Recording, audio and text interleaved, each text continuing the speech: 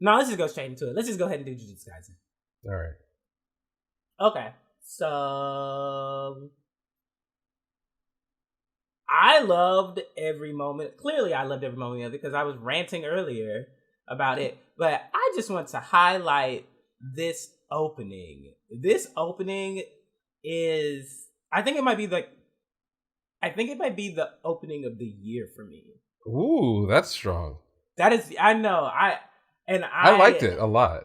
I liked it a lot, but it's just the genre, the style of music that they used for it, and those visuals, and like the cues of everything, like with the beats, and just it was gorgeous. Oh my god, Mappa, it was fucking gorgeous. Like the first time I saw that opening, I saw the opening before I watched the episode because I think it like was on Twitter or some shit, and I literally was just like, what the fuck? Like, you can pause every frame in that opening, and you can have a background. You can have a wallpaper. It's so fucking good. I think it's the opening of the year for me. But everything else hasn't come out yet. Like I'm pretty sure Yashihime's opening is probably just gonna be catchy, not like standing. But like this shit, like this was like Attack on Titan. I'm not gonna say like Attack on Titan hype, but like the quality that we got, fuck yeah. Like you can't. I don't really see. If something else beats it, I will be super fucking surprised. Because what else have we had? Like God of High School, yeah. Fire Force has some really good openings, but like they didn't touch this. Yeah, Fire Force second opening is pretty good, but oh yeah, but Kana Boom bodies anything. Yeah, everything. Yeah. But that's the thing though. Like Kana Boom and like the Fire Force, like those aesthetics go together, and that works really well. But it wasn't like when I'm like saying like the aesthetic, it's just like I don't know. Like this shit was just like so fucking spot on. Like I don't know how else to put it. It's just like the eeriness of the show because it's like psychological horror shonen. Like the song, the visuals, and the subject matter, like they all like align. Like with Fire Force right now, since it's going to like kind of like a little darker tone, the Kana Boom song kind of like juts you out of it a little bit. So it's really not matching like the current arc that well. But this Jujutsu Kaisen, nah, this is it. What else is there? Tower of God, it had a better soundtrack than it had a good opening. Yes, yeah, absolutely. I would say Tower of God's soundtrack to me is my favorite of the year. Oh yeah, I'll give that the soundtrack. Now we still have Attack on Titan coming in December, and them motherfuckers know how to make a fucking opening. Yeah, there's gonna be some hot shit. Don't get me wrong. Yeah. So and then there's still stuff that's premiering right now. Like Burn the Witch didn't even have an opening; they just had like that little ending song. Is that because they cut up the movie that way, or what? Like I don't know why there's no opening. I don't know why they cut the movie up that way, but it was still good. I enjoyed that, but we'll get to that in a bit. But yeah, like I'm gonna stick with that. Jujutsu Kaisen OP.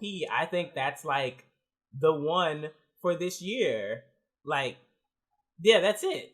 Like that's it. Like there's really nothing else that comes to mind where I'm immediately just like, damn, I want to listen to that song again, like right now. While that one, I'm just like, I want to listen to that song, but now I can't imagine that song without those visuals. Like I need to watch it every single time. Like I need it. That's really good. I think for me, though the opening stood out, I love how the characters, how much time is spent on character actually in the first episode. Yes.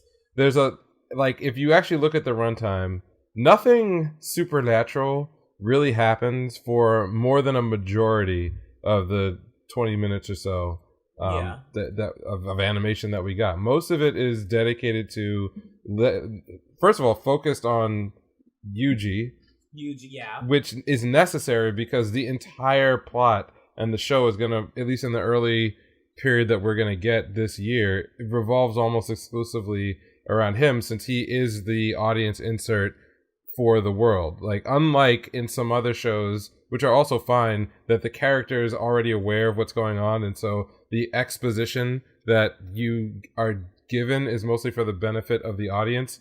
And because that comes off really contrived. Like, why would someone who lives in a world with, like, you know, magical girls or dragons from another dimension, why would they care or to have it re-explained to them like they're a 5-year-old, you know, at a particular moment? That wouldn't make any sense. So Yuji doesn't really know anything about anything. But in order for him to get over, I think, with an audience, as a person who actually accepts what the fuck is going on, we have to know who he is before any bullshit happens. And they spend a great deal of time effectively teaching us a lot about him as a character. And I want to also shout out the influences positively from other shonen that have come before. I may wind up referencing over the many weeks the overlap with Hunter x Hunter, but I think Yuji and Gon have a lot in common. Not that their characters are similar, because they actually are not. They're very different. Gon is basically a child sociopath, and that's played for the positive ends of where that kind of character can go. Yuji has a very, I would say, unique take on life and death and his own motivations for your typical shonen protagonist, right? Because his point of view, ultimately, by the end of the show, and he says it when he's rescuing his friends, is that he believes that people just deserve dignified deaths.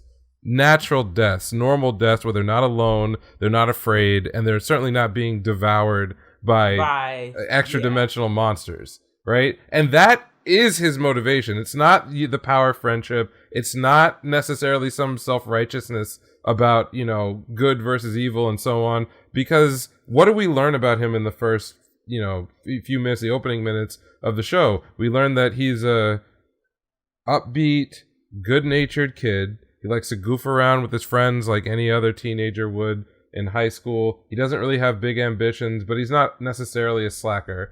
He's certainly talented, and other people see his talent. So it's not a case of, like, you know, the wallflower or a person who, like, you often see this, and it frustrates me in a lot of shows aimed at young teens. This idea that, like, oh, I'm great, but everyone is overlooking me. If only the world were different or the rules were different, I could be taken seriously. No. People around him see that he's a good, strong, talented person. But what he's dealing with is... And he's likable, but not to a degree that is insane. It's low-key. And then when we get into his personal life, we see that he actually really does value having time to fool around, but also his interactions with his grandfather show him in a very vulnerable place, but resolute. Like, there's that scene when he's at the counter with the nurse after his grandfather dies, and she says, you know, is it really okay to be doing this? Are you fine? And instead of, like, either showing that he's repressing a whole bunch of emotion or conversely, like, bawling his eyes out, he sort of has, like, this very mature approach to what he's dealing with. He acknowledges that he has a lot of feelings and he cares, but at the same time, he's, like, you know, collected. And then you get the scene where he gets intro to all the weird stuff, and it's not jarring, you know? Like, for him as a character, he just sort of, like, he's like, okay, first he kind of doesn't take it seriously, then he's like, okay, if this is real, some bad shit could be happening, and rolls with it. And it flows better than I've seen that kind of setup in other series and other shows, even shows that I would say are probably better written than Jujutsu Kaisen. Like, that maneuver of getting the audience from the real world into this fantasy is difficult to do, and it works out so well for this episode. I actually really enjoyed... Actually, I was surprised that the grandfather died in the first episode. Like, I was shocked. But like you said, none of it was really jarring. Like, everything kind of, like, flowed naturally into the next event. Like, it wasn't immediate, like, this is some supernatural shit, we're about to fucking pop off, motherfuckers. Like, boom, boom, boom, let's go, let's go, let's go, let's go. It was kind of just like, oh, we're getting to know the protagonist and, like, a little bit about his background. And the fact that, like, I also noticed that his grandfather was trying to tell him something about his parents, who are clearly dead. And I was like, oh, bro, you got to listen to that. That's going to come up in the fucking plot later. I know it is. I was like, why you not listening to your granddaddy? Come on. What are you doing? And I also really liked how you say that he's resolute. Like, how he didn't break down, but you could see how like his eyes were puffy and like the redness around it, where I'm just like, oh, he has emotions. Like he's actually willing to like work through something and be honest about it. And that's huge. Because in a lot of these shits, it takes 2 seasons for someone to admit some shit sometimes, or even like admit that like I should actually feel these emotions to get through this.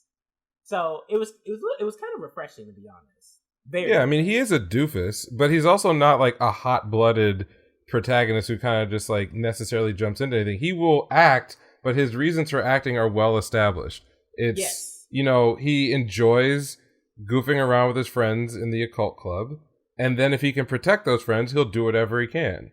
But it's not sort of, you know, the typical anime protagoon just jumping in front of a bus because he needs to jump in front of a bus to establish like what a self-sacrificing person he is. And even his physical ability, even though it's played for comedy in the beginning, is not actually all that relevant to his interaction with curses, because any damage that he might do not using cursed energy is worthless. It regenerates. It doesn't do anything. So he could be the strongest man on planet Earth. He could jump over buildings a single bound. But if he punches a curse, you know, through a wall, it's just gonna get back up because it doesn't matter. Yeah, and I noticed that shit when he like punched the shit out of Homeboy's eye or kicked that shit, and it just regenerated, and I was like, you're not gonna win, nigga. You're not gonna win. Also, can we talk about how well animated and not just well animated, but that there were different styles of animation, but they blended them together such that when I went back and watched the episode a second time, I realized I had missed something I had been looking for when I was going to watch it the first time, which is when they're doing the regular sort of like day-to-day slice of life stuff in the show. It's animated in a very traditional way. The colors are blocked out and muted in a certain way, and then when they go into curse hunting mode, it is much more painterly. There's rougher brushstrokes, and I recall that this was what the look that I wanted to see, because that's closer to the look of the manga. The manga has this very like painted, rough look to it that actually works aesthetically to separate it from other stuff. And I was a little disappointed when I saw the previews that it was mostly like more traditionally animated stuff. But man, like when those wolves came out, all the situations that popped up, I was just like, this can get really fucking good in so many fucking ways. Remember when the dog was like chomping on the dead curse in the foreground while they're having that competition?